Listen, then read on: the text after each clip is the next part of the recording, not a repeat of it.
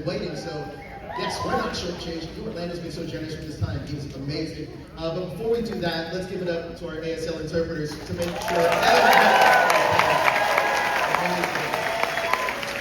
I'm Joe Deppelminer from Screen Rant, and you guys are not here to see me, so let's bring up the person who are here to see Orlando Bloom!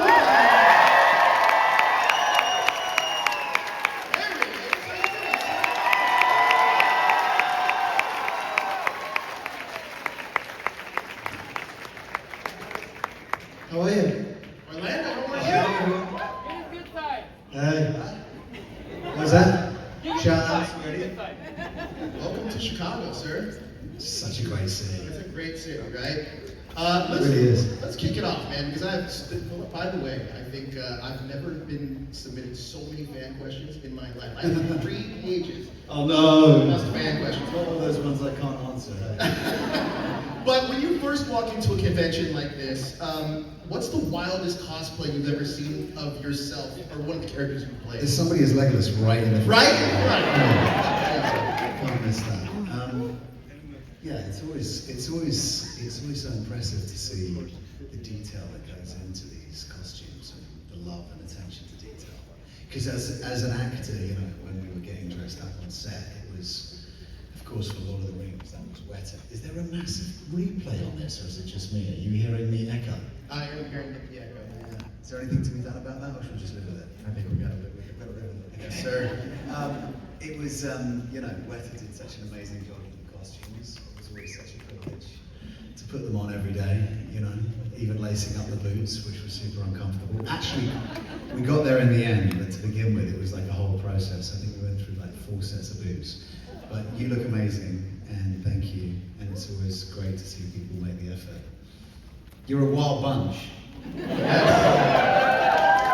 Orlando, you've shot films all over the world and been to some of the most exotic places. Can you talk about what has been one of the most pinch me moments that you've got, or been when you arrive on set, like a pinch me moment of like, wow, I can't believe this is real? There's been a few. I mean, I remember it was kind of wild.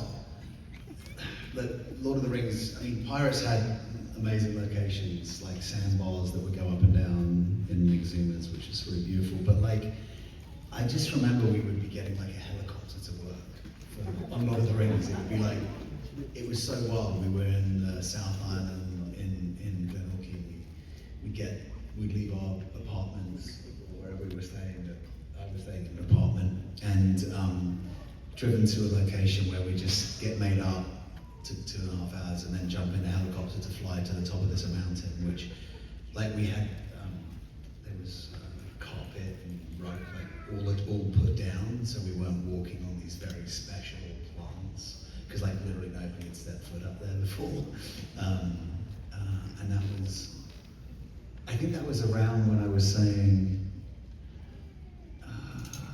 it was about the birds. Do you remember the crabine from Dunlop or something? It was like around that period, I think. It was something around that location was just like next level, mind-blowing beauty. Now, looking back on your first big audition that changed everything, what do you remember most about that moment?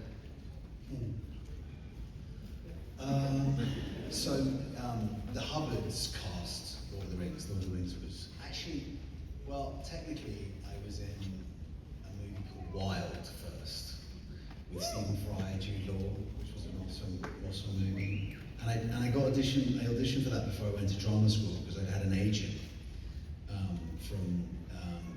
I'd done a play at the Tri-School Theatre. It was I'd worked with the British American Drama Academy.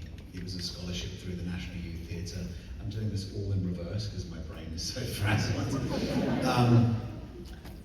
So that was technically like, and then, but what I feel like is my first kind of break was with obviously, although I did Casualty and stuff, was Lord of the Rings, and I think the Hubbards who cast Lord of the Rings, I'd met Roz Hubbard, wonderful family, Irish family, Danny and his sister now run that as well. Parents still do stuff, but it was, I met Roz when I was 16 in Soho in London, and I think she said, she looked at me and she said, I feel like you could do anything.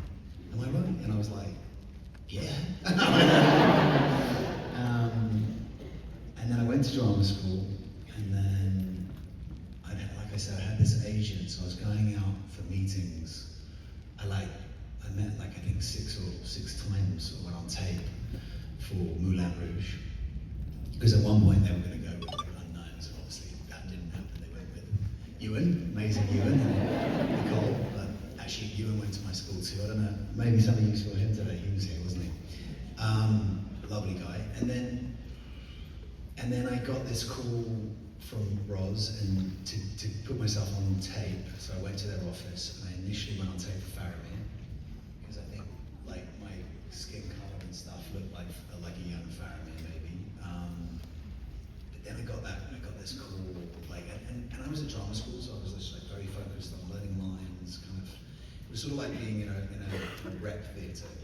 Repertory theatre is where you just do show after show after show. It's like back to back, so you're pretty, like you're either learning lines or rehearsing. It's pretty high octane stuff, stressful and fun. But I got a call back for Legolas, and I was like, yeah. So I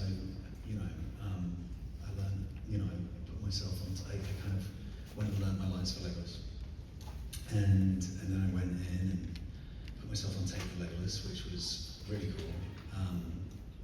But again, I wasn't really thinking about it. And then I got another call saying that Peter and Fran were coming into London to meet the actors, certain actors that they were looking at. And I remember meeting Fran and Pete for the first time, and they were just so wonderful.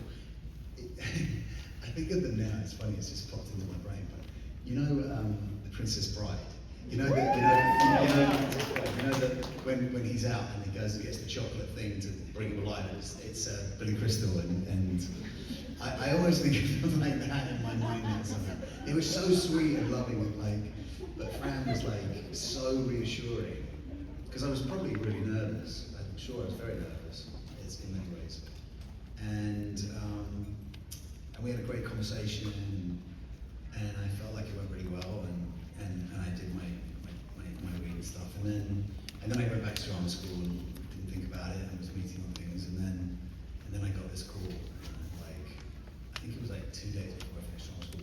Basically my agent had waited a long time until she got the offer, like official, so she probably knew a lot, but knew before me, because actually I'd been asked to meet with the RSC, which is Royal Shakespeare Company, and at that time, coming up in the UK, like actors, you went and did theatre, and then maybe you get to do a little bit of TV, and then you think about if you could get into movies. So when my agent, when I knew I was auditioning and they were offering me to come and join the company for the RSC, I was like, well, let's go. This is it. Wow, that's awesome. And she was like, no, we just, don't worry, we'll. And I was like, okay. And then, 2 days before, I just flipped my lid. It was like, I think I called her every day for a week. Like, wait, is this real? And called her back 5 minutes later. Are you sure about this? And, screaming and jumping, and it was sort of like, yeah, what a magical moment, and time really. It's like many of you asked what's my favorite movie and stuff, and I'm really proud of everything I've gotten to work on actually. And I'm proud of some characters more than others, but the experience of making Lord of the Rings at that age, at that time, all of that stuff was just sort of like magic dust. It's groundbreaking still. Those films to this day, they hold up pretty well.